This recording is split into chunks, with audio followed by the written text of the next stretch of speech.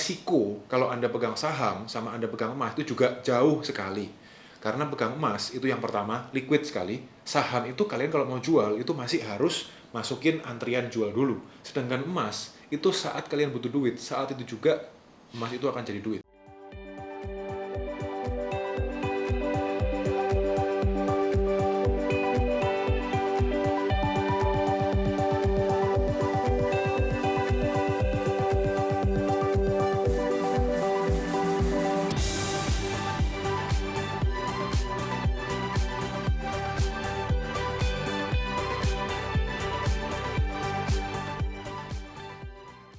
Halo Sobat Mahkota sekalian, seperti yang video yang tadi cuplikan yang udah kalian lihat, itu adalah video yang kemarin saya buat mengenai kebangkrutan Amerika Serikat dan gimana sih katanya kalau dengan emas ya. Dan terbukti kalau misalnya ketika harga emas itu lagi nggak karuan, cash is king, artinya tuh gini loh. Ketika harga emas kayak hari ini sekarang naik ini pun yang akan saya bahas kali ini, kalau kalian tuh udah pegang emas, saat itu juga emas itu akan menjadi cash. Nah, sekarang yang mau saya bahas berkaitan dengan harga emas yang naik kali ini, seperti di video tadi ya, kalau perang antara Israel sama Palestina itu adalah salah satu penyebab utamanya. Nah, yang mau saya bahas sekarang adalah hati-hati, ketika harga emasnya naik gila-gilaan seperti sekarang ini, jangan sampai kalian itu FOMO, yaitu fear of missing out. Gimana caranya supaya kita tuh dengan bijak menyikapi harga emas yang seperti ini? Saya akan kasih tips-tipsnya. So, jangan kemana-mana. Oke, harga emas di hari Sabtu kemarin, video ini dibuat tanggal berapa nih? 16 Oktober 2023. Di hari Sabtu kemarin, tepatnya tanggal 14 Oktober, harga emas itu tiba-tiba naiknya gila-gilaan guys. Jadi grafiknya itu bukan lagi naiknya itu bukan gini, tapi naiknya tiba-tiba kayak gini. Bukan landai, tapi curang banget naiknya. Dan ternyata itu karena, udah jelas lah ya, kalian semuanya tahu karena perang Israel versus Palestina. Tetapi yang mau saya katakan di sini, kenapa kok baru Sabtu kemarin?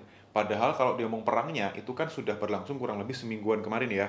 Nah, ternyata itu gini strateginya dan juga yang mau saya sharingkan informasinya adalah karena kadang kita harus tahu dulu siapa pihak yang berperang ini. Jadi awalnya Israel sama Palestina itu adalah dua negara yang kalau dibilang secara perekonomian tidak terlalu berpengaruh di dunia. Mungkin mereka punya keunggulannya masing-masing ya, tapi perangnya itu bukan seperti siapa namanya Rusia sama Ukraina atau China atau Amerika Serikat. Pengaruhnya itu nggak segede negara-negara yang saya sebutin tadi. Awalnya makanya harga emas itu cuma naiknya ya sedikit aja lah. Kalau di harga rupiahnya ya emas lokal waktu itu mungkin cuma naik sekitar 5.000 rupiah, 7.000 rupiah, bahkan turun lagi habis itu ya masih stagnan aja lah. Tapi ternyata hari Sabtu kemarin itu tiba-tiba naiknya gila-gilaan banget. Dan kenapa kok seperti itu? Karena ternyata Israel versus Palestina ini perangnya mulai menyeret sekutu-sekutunya. Kroni-kroninya mulai ikut-ikutan. Awalnya nggak ikut-ikutan. Hamas waktu menyerang Israel itu nggak ikut-ikutan tuh yang kroni-kroninya. Mereka semuanya masih angkat tangan, nggak mau ikut-ikutan gitu. Tapi ternyata Sabtu kemarin udah mulai buka suara. China itu mulai buka suara untuk mendukung Palestina. Otomatis US lawannya China itu mendukung Israel. Lalu Korea Utara, Kim Jong-un itu juga ngomong katanya dia akan membantu memberikan bantuan perang. Nih seperti ini ya. Nah tuh Kim Jong-un tuh akan mengatakan kalau dia bakal bantuin Palestina dan sebagainya dan sebagainya dan sebagainya. Negara-negara lain tuh mulai ikut-ikutan. Rusia, Ukraina itu bahkan juga ikut-ikutan. Kayak seolah-olah konflik Israel dengan Hamas Palestina ini ditunggangin sama mereka-mereka yang berkepentingan. Dan karena seperti itu, pakai bumbu-bumbu itu mulailah boom harga emasnya tambah meledak. Dalam satu hari, hari Sabtu kemarin, saya itu dapat itunya ya, alertnya itu di hari Jumat malam itu udah naiknya itu gini. Dari segini naik, naik, naik. Jadi waktu Sabtu opening price dari sekian, boom langsung segini. Kalau harga di US dollarnya, kalau saya nggak salah tuh dari sekitar 1.800 sekian itu sampai ke 1.970-an. Itu udah hampir 2.000 US dollar. Kembali seperti kemarin di puncak-puncak tertingginya ya. Tapi, nah kenapa kok di Indonesia harga emasnya naiknya gila-gilaan? Kalau kalian cek mungkin di Antam atau di merek-merek lainnya ya. Karena US dollar juga mengalami penguatan terhadap mata uang di seluruh dunia. Salah satunya, rupiah kita tuh juga melemah sampai di angka 15.700 rupiah. Itulah yang membuat harga emas di Indonesia itu langsung naiknya gila-gilaan di hari Sabtu kemarin. Tapi, nah ini, hati-hati ya guys, jangan sampai kalian itu fear of missing out. Kalau gitu ini mumpung nih waktunya momentum, aku harus beli emasnya supaya kan ini perangnya masih lama nih, berarti masih bisa naik lagi, bisa 1 juta dan lain sebagainya. Nah ini yang mau saya kasih, hati-hati, jangan FOMO. Kenapa? Karena video ini saya buat itu di tanggal 16 Oktober, 2 hari sejak harga emasnya naiknya curam gila-gilaan tuh ya. Hari ini udah agak turun guys.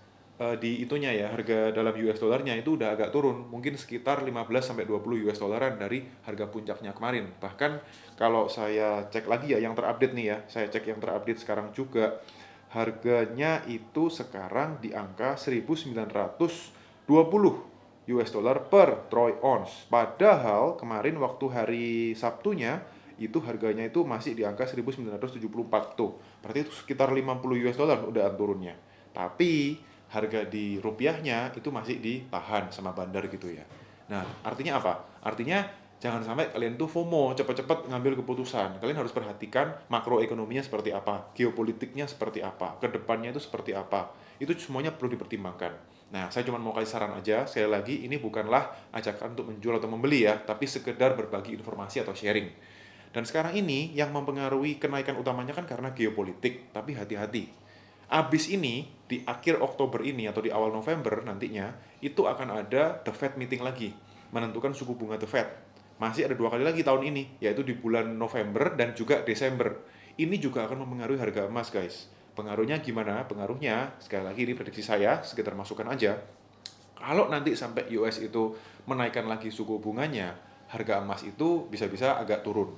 Tapi kalau US itu menurunkan suku bunganya, bisa-bisa merespon dengan arah sebaliknya. Jadi The Fed nanti itu juga pengaruh penting banget selain perang Israel sama Palestina ini. Dan kalau US itu mengeluarkan announcement-nya, biasanya itu lebih ke arah fundamental harga emasnya itu lebih kuat di statement-nya The Fed Amerika Serikat itu. Daripada perang geopolitik kayak gini, itu biasanya itu naik atau turunnya itu sementara aja. Tapi 2 faktor inilah yang sangat mempengaruhi harga emas ke depannya seperti apa. Nah, selain The Fed guys, ada salah satu faktor lagi yang penting nih yang buat kita perhatikan, yaitu sekarang negara-negara kuat di dunia ini itu udah mulai mengoleksi emas terus-menerus.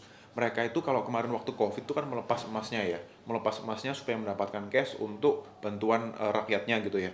Nah, sekarang mereka ini udah mulai membeli emas lagi. Dan salah satunya yang paling gede membelinya juga adalah Amerika Serikat. Tahu nggak kalian, siapa negara-negara yang punya cadangan emas terbesar? Ternyata bukan China, masih Amerika Serikat. Dan di angka nomor 2, 3, 4, 5-nya secara berurutan, nomor 2 itu adalah Jerman dengan 3 ton, Amerika itu 8 ton. Jauh banget ya bedanya, Jerman 3 ton, lalu di angka nomor 3, 4, 5 itu ada Italia, Prancis, sama Rusia. Sekitar 2 tonan cadangan emasnya. Nah, kalau negara-negara ini tuh terus membeli emas, otomatis harga emas juga bakalan naik. Dan China itu juga nggak bisa diremehkan, karena China itu juga diam-diam juga mengikuti negara-negara lain ini, sehingga kalau sampai nanti semua negara-negara ini berlomba-lomba untuk mengisi cadangan devisa negaranya dengan membeli emas, otomatis harga emas bakalan naik terus tambahan. Jadi itu yang juga salah satu harus kita perhatikan, selain The Fed itu bakal kemana sih arahnya. So, jangan sampai kita gegabah dalam mengambil keputusan, cobalah berpikir dengan bijak supaya kita nggak sampai salah dalam berinvestasi. Yang penting, ingat, gold adalah cash. Gold is king, cash is king. Thank you for watching this video and see you on the next video.